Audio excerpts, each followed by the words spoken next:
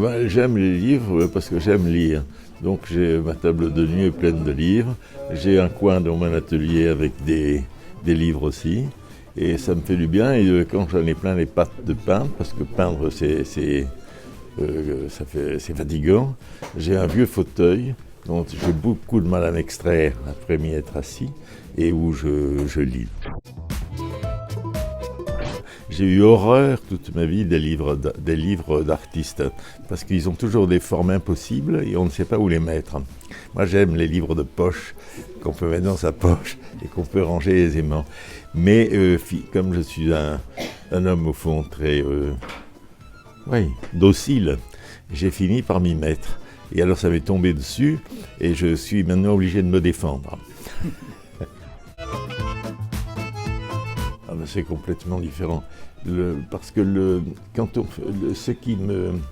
vous touchez là quelque chose qui est important, c'est que quand on peint sur une toile, quand on décide de peindre, on fait quelque chose de très physique.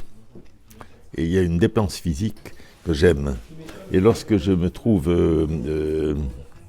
dans la nécessité de travailler sur un livre, alors il faudrait que j'ai un atelier exprès pour. Alors comme je peut-être pourquoi pas, vu la pression, et de manière à pouvoir travailler justement dans des conditions tout à fait différentes.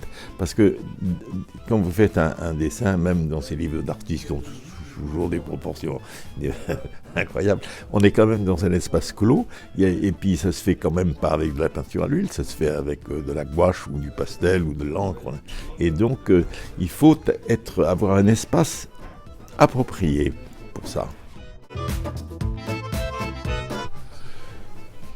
Non, je pense que le livre, c'est un instrument indispensable. Et le livre et ensuite toutes les notes qui sont prises par les peintres au fur et à mesure qu'ils avancent dans leur travail. Alors, je me suis rendu compte que tous les peintres, peu ou prou, écrivent. Alors, pas forcément un journal comme j'ai pu le faire, ou les entretiens que j'ai fait avec Pascal Plat, mais les peintres écrivent dans l'ensemble. Et même ceux que je connais, les peintres, comme je ne donnerai pas de nom que je qualifie d'illettrés, eh bien ils écrivent quand même. Pierre Manuel a décidé d'extraire, de publier des extraits de mon journal. Alors Pierre Manuel est l'homme qui me connaît le mieux dans le monde entier. Il est pour moi quelqu'un d'extrêmement dangereux. Et donc, il sait tout de moi. Mais comme c'est un homme très, très fin et très courtois et très intelligent, il a choisi quand même de publier ce qui, dans une certaine mesure, pouvait quand même presque me protéger de la curiosité.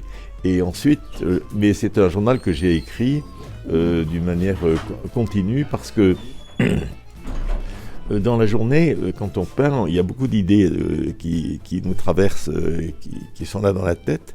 Et le soir, quand on écrit dans son journal, on arrive à condenser et à choisir les choses qui ont été importantes, auxquelles nous avons réfléchi, pensé, et qui constituent presque une sorte d'acquis de la journée de travail. Et ça peut se formuler tout à fait sous la forme du doute et de l'interrogation. C'est rarement une certitude, mais c'est important. Et ça, c'est une habitude que j'ai prise assez tôt.